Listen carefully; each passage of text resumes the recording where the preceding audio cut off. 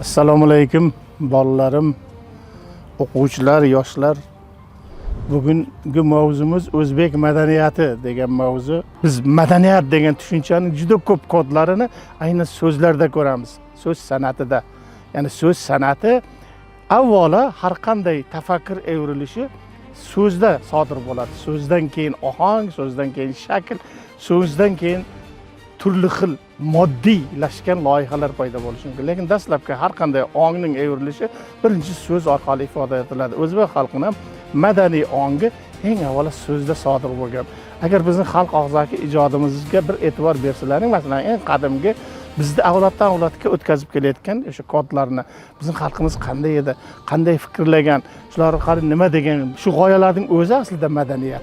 Sizlar Opamish dostonini yoki Go'ro'g'li dostonini shunchaki bir sarguzasht deb yoki bo'lmasa shunchaki bir doston deb o'qishlari mumkin, lekin tarixiy nuqtai nazardan, tamaddun va falsafiy nuqtai nazardan qarasalaring, Opamish va Go'ro'g'li dostoni bizning xalqning shu azaliy ongidan to hozirgacha bo'lgan milliy kodlarni, milliy madaniy kodlarni o'zida jamlashtirgan, xususan davlatchilik haqidagi, ezgulik va yovuzlik haqidagi tushunchalar, tabiatga munosabat tushunchalar, insonga bo'lgan munosabat tushunchalar, adolat tushunchalar, bu tushunchalarga munosabat madaniyat deyiladi.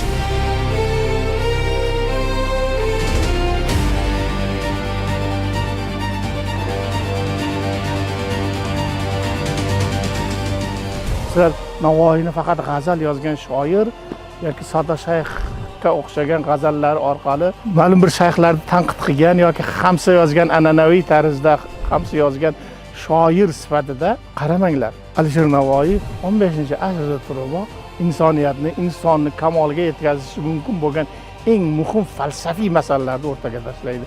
Va o'sha falsafiy masalalar inson qanday xalos bo'ladi? Biz qayerdan kelib qayerga ketamiz?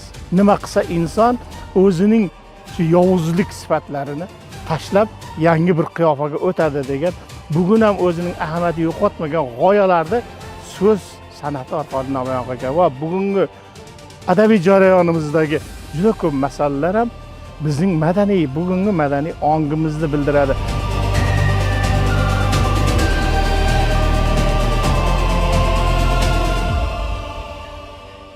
Cho'lpon o'sha eski shiori bor. Adabiyot yashasa millat yashaydi dedi. Adabiyot yashasa millat yashaydi degan gapga biz quloqimiz o'rganib qoldi-da, adabiyot bo'lmasa millat bo'lmaydi. Millat degan tushuncha elat va qabila degan tushunchalardan yuksakroq tushuncha. Millat bo'lish uchun u o'zining g'ururi, ori, sha'ni, nafsoniyati uchun kurasha oladigan shaxslardan iborat birlik bo'lish kerak. Adabiyotni o'qish ham, o'qimaslik ham mumkin degan qiyoslar juda ko'p bo'ladi. Masalan, ayniqsa sizlarning avlodlaring ko'p ham kitob o'qimaydigan avlod, kitobdan qochadigan avlod va kitob o'qisa zerikadigan avlod, ko'proq umrlarini internet yoki telefonlar bilan o'tkazasizlar. Go'yo bu madaniyatning bugungi tamaddunni sizlarga bergan imkoniyatda tuyuladi. Mana sizlarga savol, bizning avlodimiz bir-biri bilan munosabat qilish uchun hali bunaqa internet kirib kelmagan, ijtimoiy tarmoqqa bunaqa ro'ji qo'yilmagan paytlardagi bizning avlodimiz bir-biri bilan munosabat qilganda biz sanagamiz 10 mingta so'zni bilishi shart bo'lgan. O'zimcha kuzatib olib boryapman. Bugungi yoshlarning bir-biri bilan bo'lgan munosabati 3 mingta so'zga ham yetmayapti. Demak, bizning miyamiz 7 mingta so'zdan mahrum bo'ldi. 7 mingta so'z miyamizdagi hujayrasi o'ldi. Endi tasavvur qilinglar, sizlardan 30 yildan keyin 3 mingta so'zdan nechta so'z qoladi bir-birlarining muloqot qilish uchun? 100 yildan keyin nima bo'ladi? Odamlar bir-biri bilan gaplashmaydigan bo'lsa, nutq faoliyati o'ladi. Nutq faoliyati o'lgandan keyin ong faoliyati, idrok faoliyati o'ladi. Juda ham fojialashtirmoqchi emasman.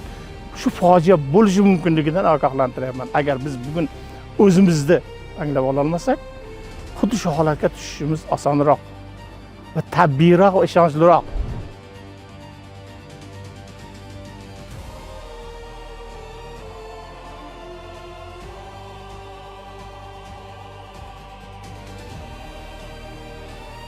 Sizlar eng iste'dodli avlodsizlar.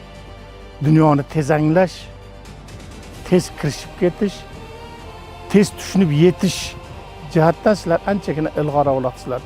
Va mana shu xislatlaringizni Xudo sizlarga berib qo'yibdi.